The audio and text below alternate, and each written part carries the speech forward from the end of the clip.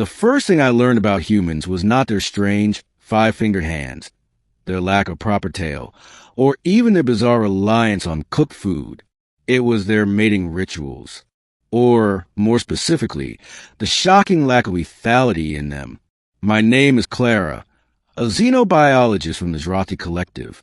My species is highly logical, and our biology is deficient.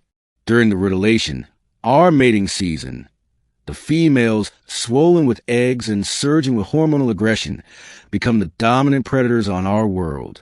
The males, smaller and brilliantly colored, perform elaborate courtship dances. The strongest, most resilient male earns the right to mate. And then, as a final act of provisioning, the female consumes him. His biological matter fuels the development of our young. It is a sacred, beautiful, and necessary cycle. The humans called it gruesome. I was assigned a galactic cultural exchange program aboard the Deep Space Research Vessel Odyssey, and my primary liaison was a human male named Dr. Thorne.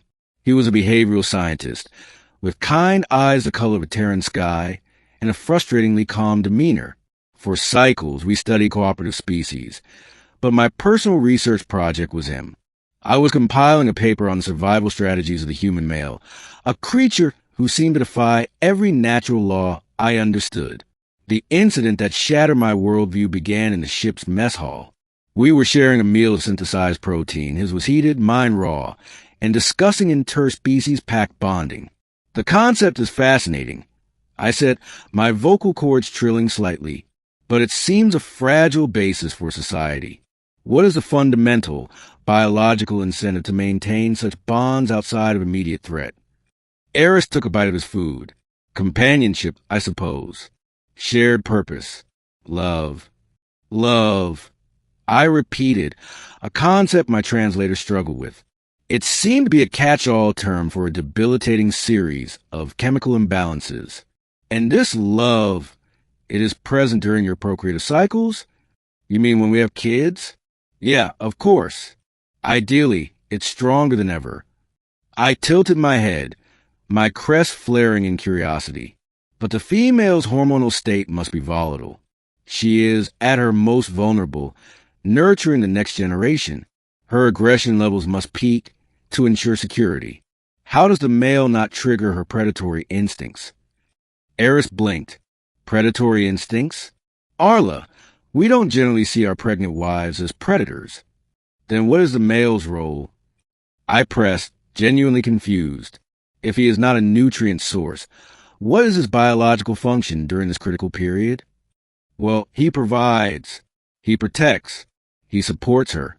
He gets her weird food cravings at 3 a.m. He smiled as if this was a joke. I did not understand the joke. He gathers food, but the ship's dispensers provide sustenance. This is a trivial task. It does not equate to the ultimate sacrifice of self. Eris's smile faded, replaced by a look of dawning horror. Clara, are you telling me that in your species the female eats the male after mating? Of course, I said, my scales rippling with pride. It is the male's greatest honor. His energy becomes our children's first strength. To be chosen is to be immortalized. Is it not the same for humans? The color drained from Eris's face. He looked pale, almost sickly. No. Gods, no. That's horrifying. We stay. We raise the children together. As a family. Now it was my turn to be horrified. My tail went rigid with shock. You what? The male remains?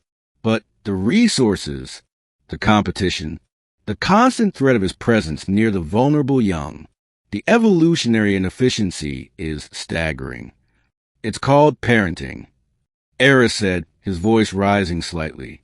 It's how we ensure our children, with their ridiculously long maturation period, survive and thrive. I fell silent, my mind reeling. This was the most profound biological contradiction I had ever encountered. A male that didn't sacrifice himself, one that stayed. The implications were staggering. It explained so much about their sprawling, complex societies, their sentimental attachments, their apparent weakness. Weeks passed. The revelation festered in my mind. I observed Eris and the other humans with new eyes. I saw the casual, non-lethal touching between mates. I saw males caring for small, shrieking offspring without a single instinct to cannibalize them. It was bizarre, illogical, and yet there was a strange harmony to it. The true test came during a routine planetary survey on a lush Type 3 jungle world. Our shuttle was caught in a sudden ionic storm and went down hard in a river basin. The pilot was killed on impact. Eris was knocked unconscious, his leg pinned by a twisted strut. I, protected by my thicker scales and more flexible skeleton, was merely dazed. I dragged him from the wreckage as the ship's emergency beacon began its forlorn pulse into the stormy sky. The jungle was loud, wet, and full of unseen threats. I'd built a shelter, used my knowledge of xenobotany to find potable water, and identify a route that had mild antiseptic properties for his wound. For 2 Terran days, I guarded him. He drifted in and out of consciousness, muttering about his daughter and his wife, Clara. His vulnerability was a palpable thing. In my world, he would have been culled in an instant, a liability, a drain. But as I watched him sleep, his breathing shallow, I felt something unfamiliar. It wasn't the hormonal surge of the relation. It was a cold, fierce determination. No harm will come to him. The thought was as instinctive as it was irrational. On the 3rd day, the threat arrived. A native predator, a 6-legged feline with claws like shards of obsidian, caught our scent. It stalked the perimeter of our shelter, its low growls vibrating in the humid air. My every instinct screamed to fight. This was a challenge for a nesting female. My body flooded with adrenaline. I positioned myself between the beast and the still helpless Eris, my claws extended, my crest flared to its full, threatening span. I was ready to die to protect what was he? My charge? My resource? The predator charged. It was faster than I anticipated. We met in a whirlwind of claws and teeth. I felt its fangs scrape against my shoulder scales, a line of fire searing across my side. I fought with the ruthless efficiency of my kind, aiming to disable and kill. It was a brutal, short fight. With a final, powerful twist, I broke its neck. I stood over the carcass, panting, my blood mingling with the alien creatures on the jungle floor. The adrenaline faded, leaving profound and unsettling clarity. Eris was propped up on one elbow, awake, watching me. His face was a mask of awe and terror. He had seen the killer I was.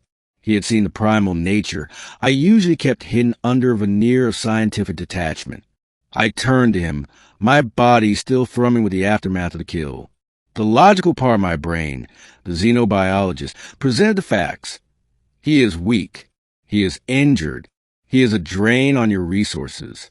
Consuming him would be the most efficient way to ensure your own survival until rescue.